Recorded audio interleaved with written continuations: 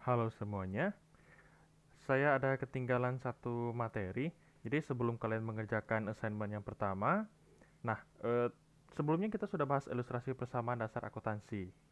Jadi ini yang sudah kita bahas nih, yang ada di screen, itu yang sudah kita bahas sebelumnya. Nah, karena di assignment itu dari persamaan dasar akuntansi, kalian akan melanjutkan ke penyusunan laporan keuangan.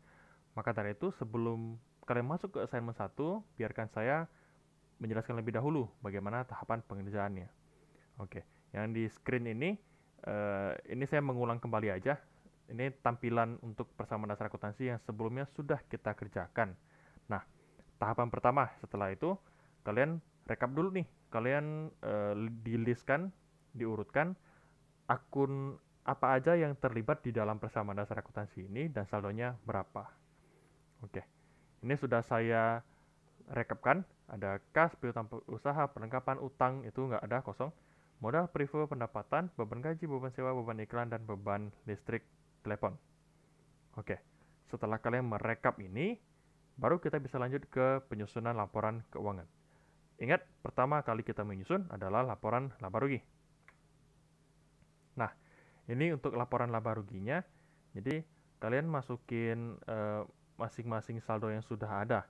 Ingat, kalau laba rugi berarti yang akan kita gunakan adalah dari sini pendapatan jasa sampai ke beban listrik telepon.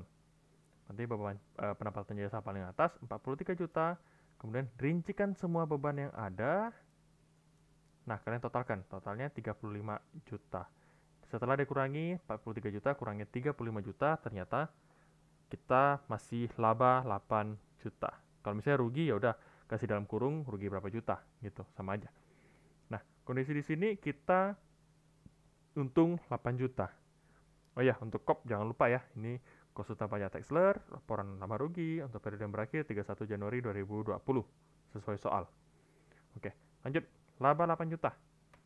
Next, laporan perubahan ekuitas. Nah, jadi di sini kita menghitung perubahan modalnya Tuan Texler. Dari yang pertama itu modal awal Tuan Texler sebesar 95 juta. Itu yang pertama kali Tuan Texler tempatkan atau yang dia drop modal pertama kali di perusahaan. Oke, lanjut.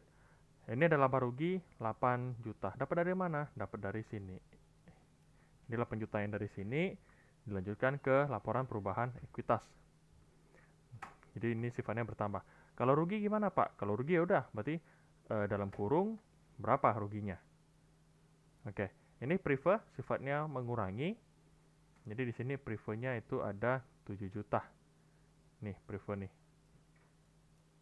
7 juta, berarti sifatnya mengurangi 7 juta. Diselisihkan atau dikalkulasikan, berarti masih nih ada plus 1 juta. Berarti 8 juta, laba 8 juta, kurangi prive 7 juta, masih ada lebih 1 juta. Berarti ini merupakan kenaikan modal perusahaan. Kenaikan modalnya si Tuan Texler. Oke, 1 juta. Nah, ditambahkan dengan modal awal, berarti modal akhirnya menjadi sebesar 96 juta. Oke, ini selesai. Lanjut, laporan posisi keuangan. Ini formatnya cukup simple.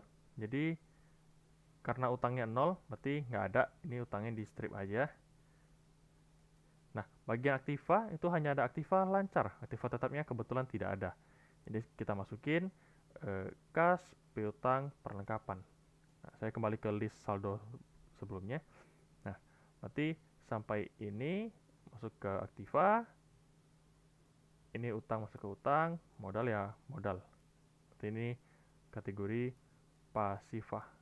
Ini kalau ini aktiva. Oke.